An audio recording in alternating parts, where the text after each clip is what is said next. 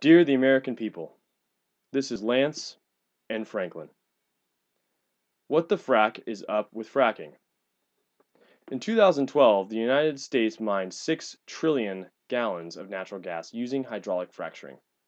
There are currently 500,000 active wells in the U.S. with a projected rapid expansion for more.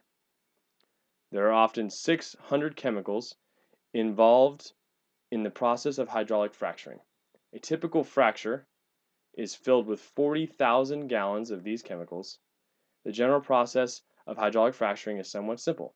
There is an initial well drilled to a depth of approximately 10,000 feet below the surface. Then, the well is pressurized with a mixture of chemicals plus an additional 6 million gallons of water.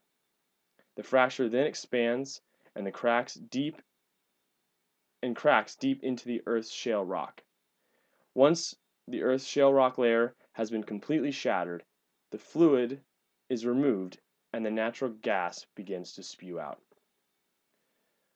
Some wells can even release more than 300 gallons per day for up to 40 years. Hydraulic fracturing, or hydrofracking, looks to be a promising energy source for the United States and the rest of the world.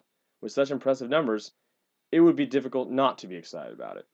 However, upon evaluation, there may be a significant number of harmful effects. With numerous cases of air and water contamination, hydrofracking may not be as clean as it initially seems. Understanding the known, undisputed risks of hydrofracturing will promote the health of our environment and prevent any future damage. For this evaluation to happen, the general public must become aware of the harms we currently face. And from this awareness, the American people can force legislators to remove restrictions holding back the Environmental Protection Agency and prevent future harms caused by hydrofracking. A major flaw with hydraulic fracturing is that there are unrecoverable chemicals that remain in the earth once the process is completed. In 2004, the EPA released information regarding the various chemicals used in hydraulic fracturing. Of these chemicals, the EPA stated that 15 to 80% are usually recovered, with only 20% of the 4,000 gallons unrecovered. About 800 gallons are left underground, and of these chemicals, any volatile chemicals will disperse into the atmosphere and contribute to greenhouse gases. Typically, the rest is either permanently trapped in the earth or will seep into groundwater sources, resulting in contamination of water. With greenhouse gases releasing into the atmosphere, we have the risk of increasing climate change and other harmful effects. The contamination of drinking water is also a major concern. According to the National Groundwater Association, 90% of the Earth's fresh water resides underground. Some states are solely dependent on groundwater as a source of drinking water, and reports of contaminated drinking water are on the rise. In August 14th of 2010, a representative of the National Resource Defense Council met with Amy Mall, a citizen of Wetzel County, West Virginia, responding to a claim she made to the EPA.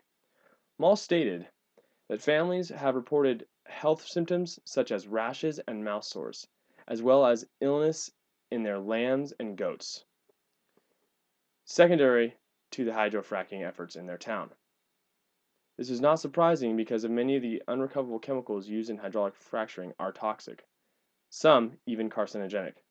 Because of this, the state of Wyoming adopted an unprecedented law in 2010 requiring that all hydrofracking companies create a list of the toxic chemicals used in their fracturing processes, as well as their associated health risks, which can be easily accessed online.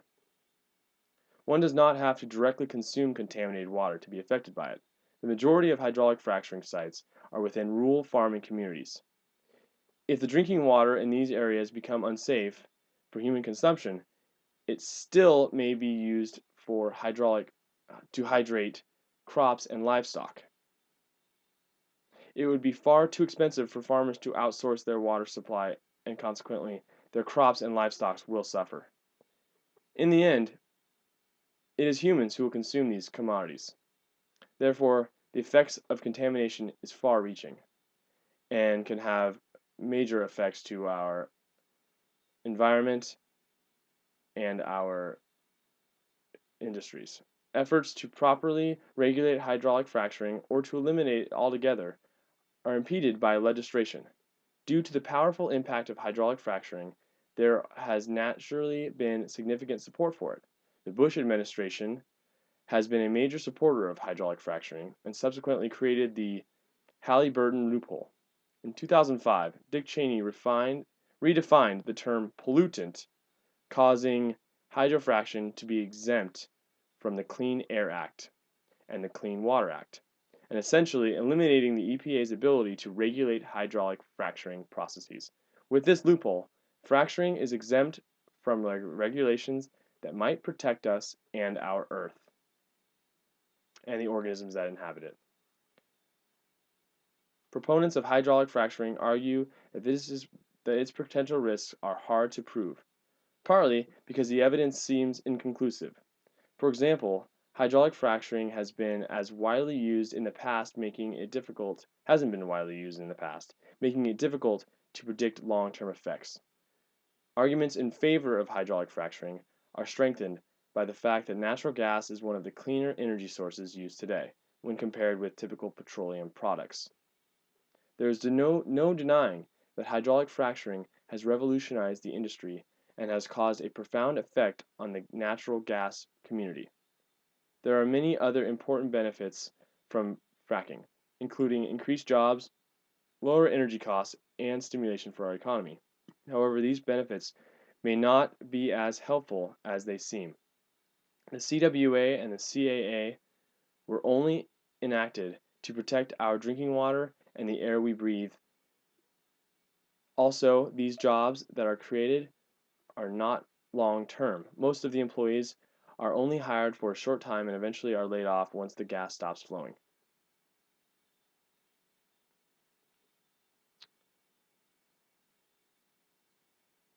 Jeanette M. Barth, a founder of the Pre-Pacton Institute LLC, with over 35 years of experience regarding economic modeling and forecasting, stated supporters assume property values increase, but in fact, they may decrease. My plea to the citizens of America is to not be swayed by the facilities given by hydraulic fracturing companies. Congress couldn't possibly require the industry to obey the CWA and the CAA unless the American people forced the industry to comply. We must acknowledge the Halliburton loophole and correct the definition of pollutant.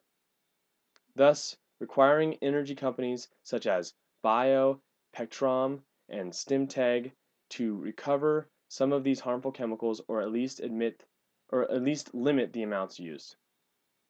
These companies should be maintained to use chemicals that might pose less of a threat and work just as efficiently. With this loophole removed, the EPA can continue their research investigating the environmental impacts of hydraulic fracturing. And the most crucial thing the public can do to prevent future damage is to simply be aware. With greater awareness, Americans can inform legislators how to revisit our current laws and regulations, preventing major harm to our environment and our citizens, including the organisms that are affected directly by the chemicals released into the groundwater and into our rivers and in our soil. Hydraulic fracturing companies claim that this is a clean energy source. For validity of this claim to be true, Americans must express their concerns and work together to protect the methods on how we recover this gas. I hope this is just a prelude to your research regarding the subject and that you inform your family and friends. I highly suggest visiting the website Dangers of Fracking and watching an informative movie called Gasland.